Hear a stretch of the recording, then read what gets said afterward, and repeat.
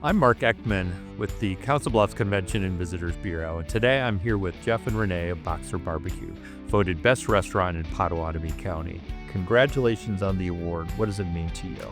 We're very proud to accept this award on behalf of our staff. They are amazing. They work really hard every day to make this restaurant what it is. We're just very proud of that and proud of them. What are some things about the restaurant the public doesn't know that they should know? Yes, we have a beautiful community table that seats 24. And if you come in here with your family or a big group, you'll be able to sit at this table all together and just be able to have a good time. We'd like to give a shout out to our employees. We have amazing employees and we have amazing customers. And between the two of them, it's what makes this place work. Well, once again, congratulations on being voted Pottawattamie County's Best Restaurant. Thank you. Thank you.